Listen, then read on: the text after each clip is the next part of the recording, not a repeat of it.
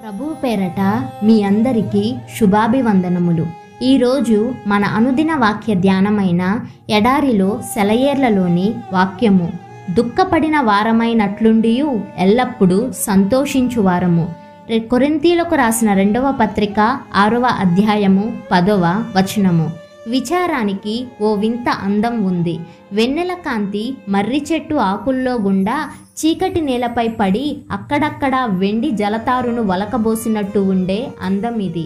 విచారం గీతాలాపన చేస్తే అది రాత్రివేళ ఒంటరి కోయిల తీసిన రాగంలా ఉంటుంది. విచారపు కళ్ళలో ఏ ఎదురుతెన్నులు లేని ఒక లోతైన భావసంపద ఉంటుంది. దుఃఖపడే వాళ్లతో కలిసి ఈ విచారం మనసును జోడించి సానుభూతిగా పలకరించగలదు. కానీ ఉత్సహించే వాళ్లతో కలిసి ఉత్సాహధ్వని చేయడం కుదరదు. సంతోషం కూడా సొగసైనదే. దాని అందం వసంత శోభ లాంటిది. దాని కళ్ళల్లో పసివాళ్ల అల్లరి నవ్వులుంటాయి. దాని తల వెంట్రుకల మీద పసిడి సూర్యకిరణాలు తళుక్కుమంటాయి. సంతోషం పాట పాడితే దాని ధ్వని తెల్లవారుజామున పక్షుల కిలకిల రావంలా ఉంటుంది. దాని అడుగులు అపజయమెరుగని విజేత అడుగుల్లా ఉంటాయి. ఉత్సహించే వాళ్లతో కలిసి సంతోషం ఉత్సాహ ధ్వని చేస్తుంది. కానీ ఏడ్చే వాళ్లతో కలిసి సానుభూతిగా ఏడ్వడం దానికి తెలియదు. మా ఇద్దరికి పొత్తు కుదరదు విచారం అంటుంది. ఎన్నటికీ కుదరదు సంతోషం అంటుంది. నా దారి సూర్యకాంతి పరుచుకున్న మైదానాల్లో, గులాబీలు పూసిన తోటల్లో, నేను నడిచే చోట స్వాగత గీతాలు ఆలపించడానికి కోయిల కంఠస్వరాలు సిద్ధంగా ఉంటాయి. నా దారి చీకట్లో, అడవుల్లో విచారం విచారంగా ఉంటుంది. చీకటిలో వికసించే పూలే నాకు కనిపిస్తాయి. రాత్రిలో వినవచ్చే నిశీది గీతాలే నాకు స్వాగతం పలుకుతాయి. సంతోషానికి నాకు సాపత్యం లేదు. ఈ రెండు ఇలా మాట్లాడుతుండగానే ఒక ఆకృతి వాళ్ల మధ్యకు వచ్చి నిలబడింది.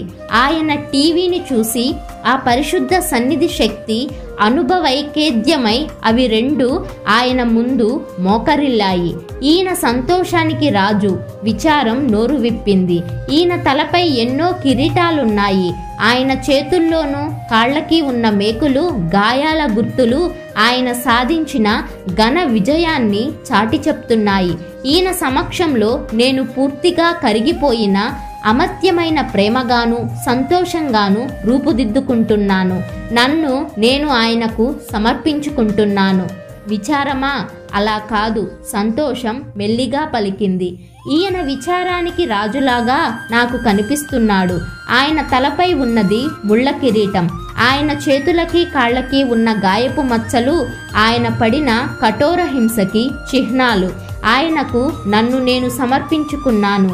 ఎందుకంటే ఆయనతో విచారంలో పాలు పొందగలగడమే నాకు తెలిసిన అన్ని సంతోషాల కంటే మించిన సంతోషం. అయితే ఆయనలో మనమిద్దరం ఒక్కటే. ముక్త కంఠంతో అరిచాయి సంతోషం, విచారం. ఆయన తప్ప మనిద్దరిని ఏకం చేయగలిగే వారెవ్వరూ లేరు. చేతిలో చెయ్యి వేసుకుని విశాల ప్రపంచంలోకి ఆయన వెంట సాగిపోయావవి రెండు. గాలి వానైనా, సూర్యుడు నవ్వే వెలుగైనా, వణికించే చలికాలమైనా, పులకింపజేసే వసంతమైనా, ఎప్పుడూ సంతోషిస్తూ ఆయన్ను అనుసరిస్తూ. విచారం నీ భుజంపై చెయ్యి వేసి నీ సాహచర్యంలో నీ వెంట నడిచినా, నీ చెలికాడుగా ఉన్న సంతోషం రోజు రోజుకి నీకు దూరమైన అవాంతరమేదో వచ్చినట్టు బెదిరిపోకు. విచారం నీ కోసం దేవుని సందేశం. రేపటి రోజున దానికోసం కృతజ్ఞతలు చెబుతావు నీ దేవునికి. రాత్రిని ధరించి వచ్చిన దేవదూతే నీతో ఉన్న విచారం. విశ్వాసంతో నడవాలి తనతో కలిసి మెలిసి.